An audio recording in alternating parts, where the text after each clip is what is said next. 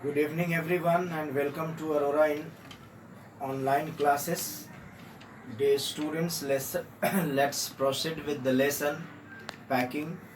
In my previous class, I taught you that this story packing is an extract from a very famous novel, and that is Three Men in a Boat. This is a story, it's a funny story, it's a humorous story. We can see lots of humor in this story.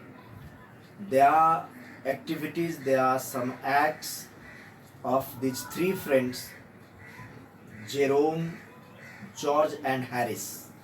They are three friends, and they decided to go on a holiday. They decided to go on a trip. So before they go on a trip, they prepare themselves, they do the job of packing, and what are the things that need to be packed in order to avoid any inconvenience, so that they should not face any problem during traveling or during their journey. So there are three friends. Jerome, the narrator is actually the narrator of this story is Jerome, and the writer himself, this story is by Jerome K. Jerome. So let's go for it and actually try to understand the things properly. Let's begin. I said I'd pack. I refers to the narrator, and who is the narrator? Jerome is the narrator, and he is the writer himself. I said I'd pack. I rather pride myself on my packing. Packing is one of those many things that I feel I know more about than any other person living. It surprises me myself sometimes how many such things there are. I impressed the fact upon George and Harris and told them that they had better leave the whole matter entirely to me. Underline it. They fell into the suggestion with a readiness that had something uncanny, means strange about it. George spread himself over the easy chair and Harris cocked his legs on the table. So they had decided to go on a holiday, they had decided to go on trip. And in order to go on a trip, packing was needed. And we all people do the same. We pack the things because we feel that if we don't take the things with us, if we don't take the essential things with us, if we go on a picnic or if we go somewhere on excursion, so the same thing is also here.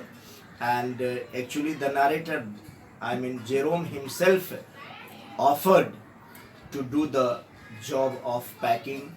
Jerome took the task of packing, and he told his friends George and Harris to leave this work of packing, to leave this job of packing entirely to him, completely to him.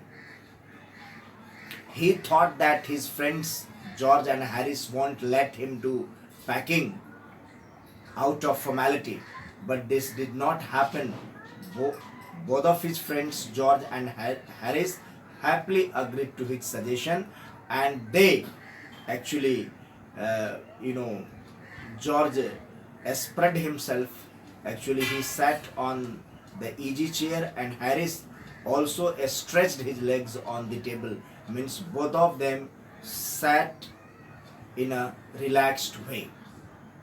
Actually, this was not the real intention of the narrator. Actually, the narrator wanted them to pack, but the narrator wanted George and Harris to pack the things, and he wanted to act as a boss. He wanted them, the narrator actually wanted them to act as a boss. He wanted George and Harris to do the job of packing under his guidance, under his instructions, under his directions. So that would give him an opportunity to act like a boss. So this was the thing, but this did not happen. Now both of them, George and Harris, readily agreed it, happily fell into the suggestion, means accepted the suggestion. They said, okay, no problem, you carry on this work, you start this work. And both of them, George and Harris, sat in a relaxed way, and they were doing nothing.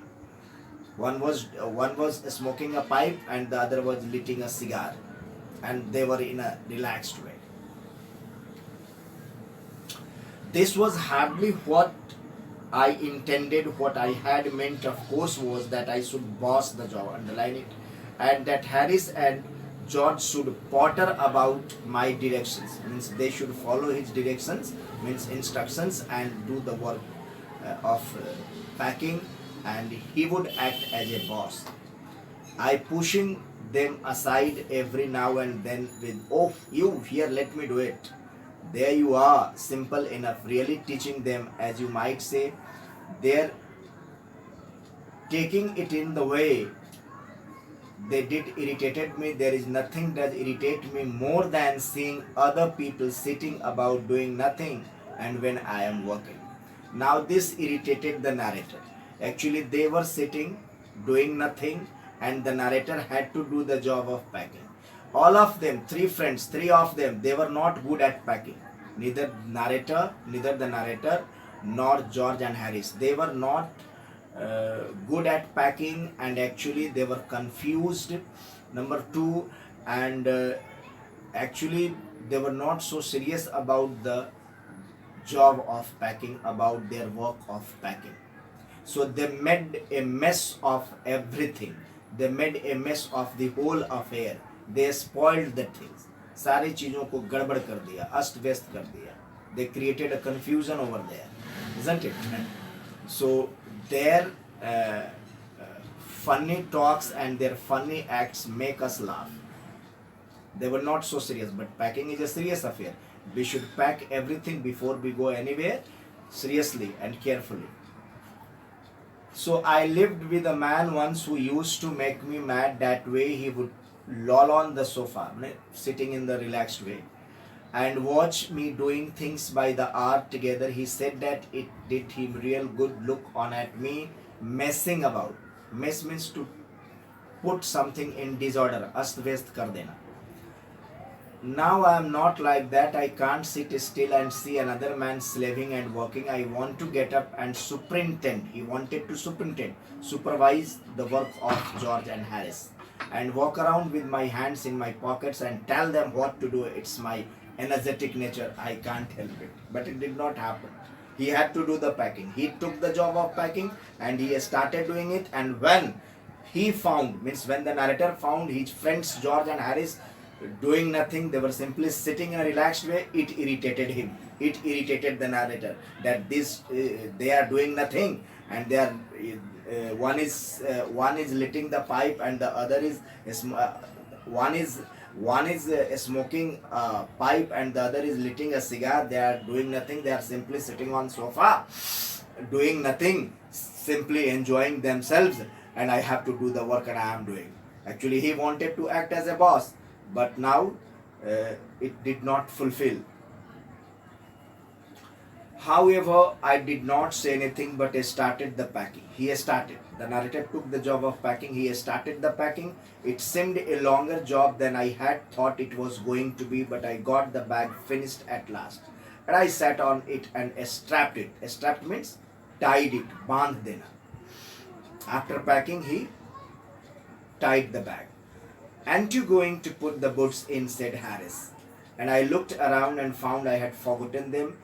That's just like Harris. He couldn't have said a word until I'd got the bag shut and strapped, of course. And George laughed, one of those irritating, senseless laughs of his, and they do make me so wild, means so angry. Actually, now hardly, I would say, hardly the narrator, means Jerome, had finished his packing, isn't it? And he had hardly had he means as soon as he had finished his packing, then Harris came and asked the narrator whether you have put my boots in or not. क्या मेरा जूता pack किया है कि नहीं, whether you have packed my boots in or not. Actually, the narrator is forgetful also. He forgets everything and he commits one mistake after another. So actually, the narrator had forgotten to put his boots in, or to pack his boots in the bag, and then the narrator put his boots in the bag. And George was sitting there, and George was laughing in an unusual way. So actually, the narrator was getting irritated because he had to turn out everything out of the bag, and then he had to put the boots in. And this George was simply sitting over there, and he started laughing, isn't it? It means so the narrator thought it is just to irritate him. I opened the bag and packed the boots in, and then just I was going to close it, a horrible idea occurred to me.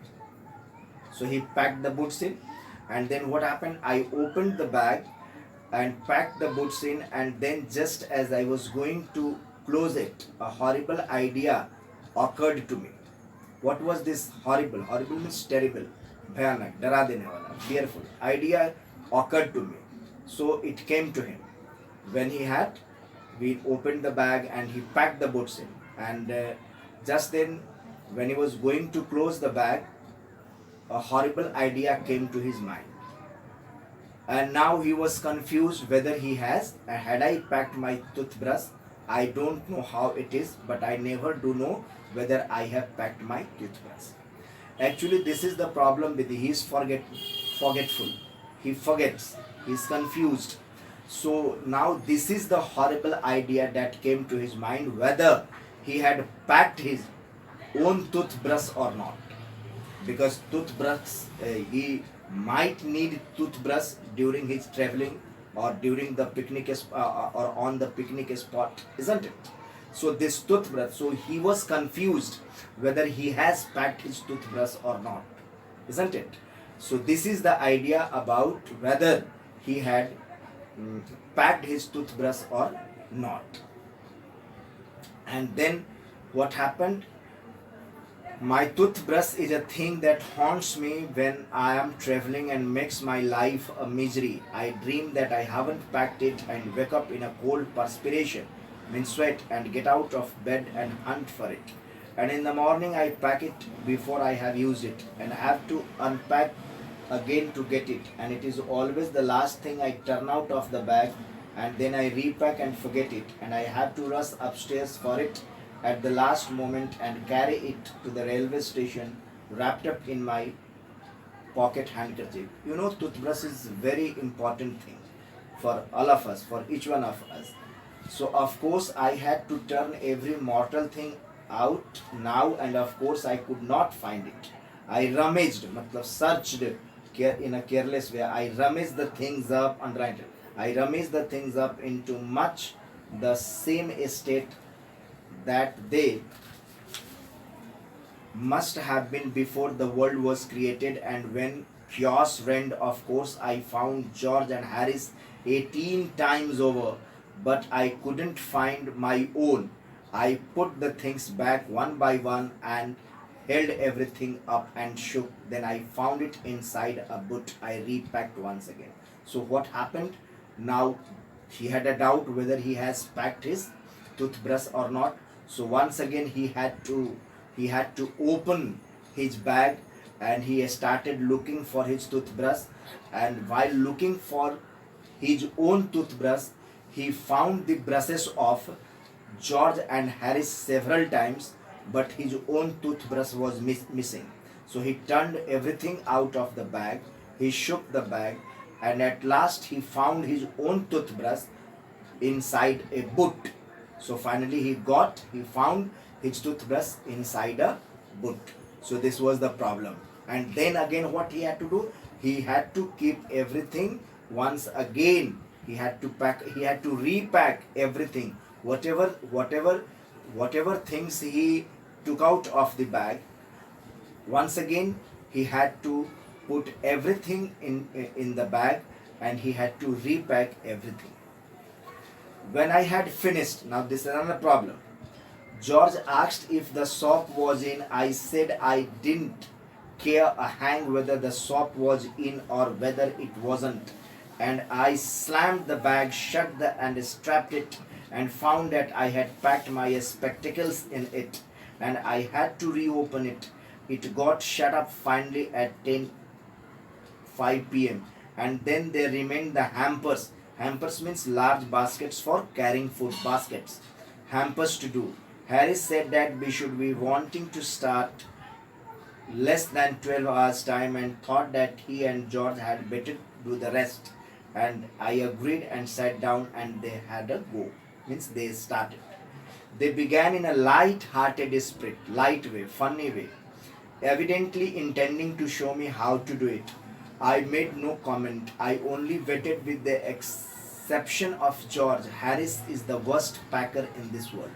And I looked at the piles of plates and cups and kettles and bottles and jars and pies and stoves and cakes and tomatoes, and felt that the thing would soon become exciting. It did. They started with breaking a cup, underline it. That was the first thing they did. They did that just to show you what they could do and do to get you interested. Then Harris packed the strawberry, underline it, jam on top of a tomato, and squashed it, means crushed it. And then they had to pick out the tomato with a teaspoon. Now there was a chaos, there was a confusion. So he had put, he had opened the bag, repacked it, and then he found his toothbrush inside a boot.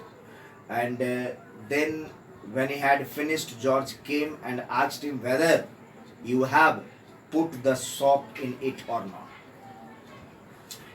Then Harris came. And no, when I had finished, George asked. George came and asked the narrator whether he has put the soap in it or not. Soap means sabun. And he got very angry, he got irritated, and he said, I don't care for his soap. I don't care for a soap. I don't know whether I have packed it or not, and I don't care for this. So he shut and strapped it. He shut and strapped the bag, and he left it. He left rest of the packing to George and Harris. Now everything was packed, only food articles, only hampers. Hampers means big baskets, large baskets for carrying food items. So only hampers remained to be packed. So now the narrator's job of packing was over, and now the rest of the packing was to be done by George and Harris. And now all the things were there, and both George and Harris started their work in a light-hearted way, in a very funny and careless way. They are very careless, isn't it? And say they had to pack everything, like piles of plates, all the hampers, cups, kettles, and bottles. And they, to begin with, they broke a cup while packing the hampers. So they started with breaking a cup. And then what did Harris pack? The strawberry. It was very happy. Harry packed the strawberry jam. He packed the strawberry jam on top of a tomato, and since the strawberry jam was very happy, and Harris put the strawberry jam on tomato, as a result of heavy weight, the tomato got squashed, it got crushed, and then they had to pick out the tomato with a teaspoon. Now this was George's turn, and he trod. Now this George, it's a very stupid fellow, how funny and stupid he is. And then it was George's turn. He trod on the butter. There was butter because all these things were needed, na? Cups, plates, eatables, fruits, vegetables, snacks, everything was needed for them during their journey. So they were packing all the things. But they were no, actually they started their work in a light-hearted way, in a very funny and careless way. They were not so serious, but they were not packing properly. Uh, the example is that this stupid Harris, you know, put the heavy strawberry jam on top of a tomato. Actually, all the heavy things should be put at the bottom, and the light things should be put on top. But they did just opposite. At first they put the light things like tomato and so on, pastries and so on at the bottom, and then they kept the heavy things on it. So that is why the light things got crushed, like tomato got crushed, even the pastries, pies, they put at the bottom, and pies also got spoiled. So सब चीज गड़बड़ हो गया, everything got upset, isn't it? Everything got upset. They made a mess of everything. हर चीज को गड़बड़ कर दिया, mess कर दिया, बिगाड़ दिया, spoil कर दिया, isn't it? Did you understand? This is the way. So, and then it was George's turn, and he trod on the butter. This stupid George, butter. There was a packet of butter, and he trod on the butter. Means walked on the butter. Means he put his feet on the butter. He put his feet on the butter. There was a packet of butter lying there, and that butter needs to be packed because it is also a food article, food item. So this George, you can see in the image, and this butter got stick to his slipper. You can see in the image, it's there. And now George's turn. He trod means stepped on. He stepped on. He put his foot on the butter. I didn't say, and now the narrator was watching everything because his work was over, and he was watching everything, that how they were, they were doing their work, and they were not feeling, they were feeling very uneasy, they were confused. So, but I came over and sat on the edge of the table. You can see the writer is sitting on the edge of the table and started watching them. It irritated them more than anything I could have said, and it made them nervous and excited, and then stepped on things. They started keeping their things, they started keeping their feet on things and put things behind them. They couldn't find them. They actually, everything was near them, so they were not keeping in a proper way. So everything, they kept everything around them, and whenever they tried to find the actual things, they were not finding it, they were not getting it. So they were so much confused, so much nervous and excited that they were not getting the right thing to put in the bag. So they were getting irritated, they were getting nervous, they were getting excited, and packed the pies at the bottom and put heavy things on top, isn't it? And smashed the pies in. Smashed means crushed. So they upset salt over everything. And as for the butter, I never saw two men do more with 1 and 2 pence worth of butter in my whole life than they did after George had got it off. George had got it off his slipper. They tried to put it in the kettle, it wouldn't go in, and what was there, it wouldn't come out. They did scrap it out at last and put it down on a chair. And Harris, now they put the butter on chair, and Harris was so absent-mindedly, Harris came and sat on the chair. And when Harris came and sat on the chair, the butter was there, butter stuck to him, it stuck to his back, and they started looking for it all over the room. Ultimately, after some time, I'll take my oath, I put it down on the chair, said George, staring at the empty seat. I saw you do it myself not a minute ago, said Harris, and then they started round the room again looking for it, and then they met again in the center, and they started at one another. Most extraordinary thing I ever heard of, said George. So mysterious, said Harris. Then George got round at the back of Harris and saw it. Why, here it is all the time, he exclaimed indignantly. Where, cried Harris, spinning round. Stand still, can't you, roared George, flying after him, and then got it off and packed it in the teapot. Montmorency was in it all, of course. Montmorency's ambition in life is to get in the way and be shone at if he can come in everywhere, in anywhere where he particularly is not wanted, to be a perfect nuisance and make people mad and have things thrown at his head.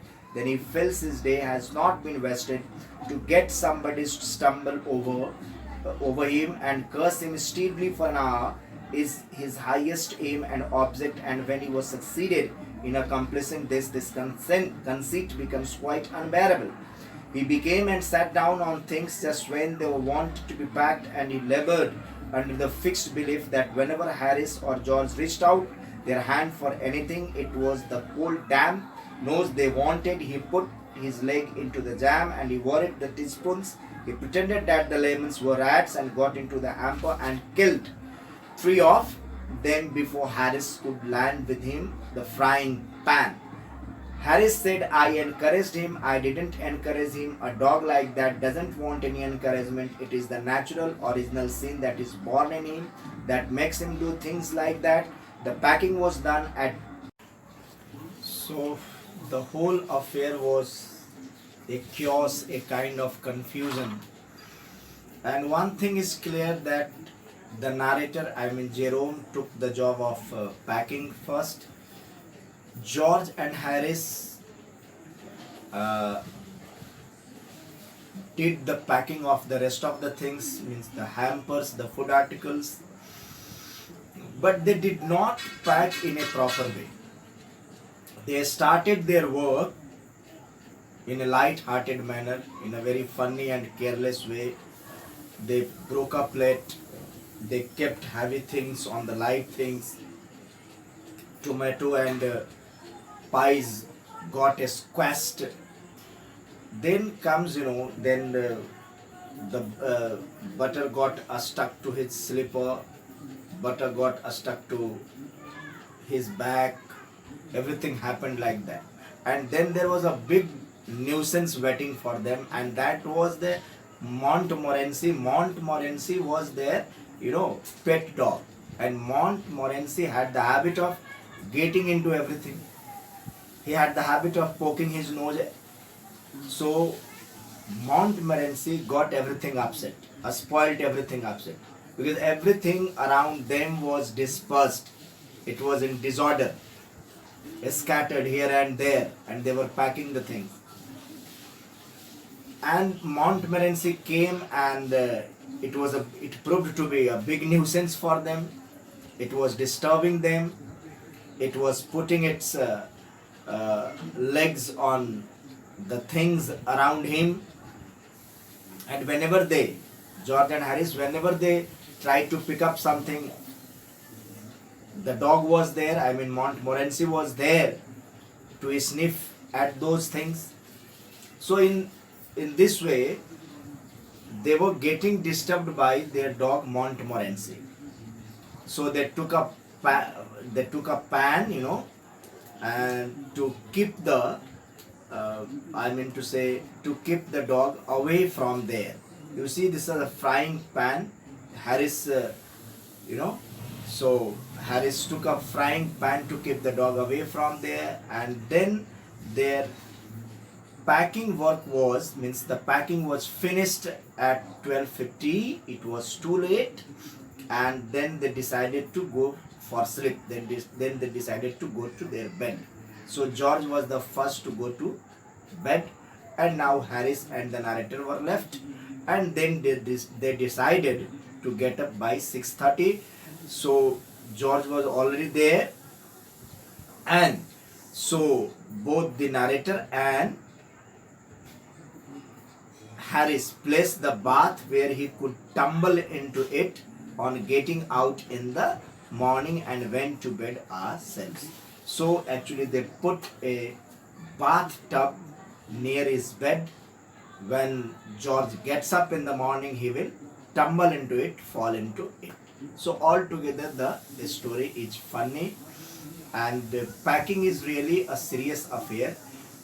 This packing needs to be done in a proper manner, in a careful way, because we should pack everything carefully so that we should not we should not miss the things that we need during our journey. And if we need it and if we miss those things, it will make our life uncomfortable. We get upset, we feel uncomfortable, we feel uneasy. So it should be done in a proper way. So it should not be done in a careless way, it should be done in a careful way. So this is the end of the story, dear students. Your story packing is over. Thank you very much. Till then, be happy, stay blessed. Thank you.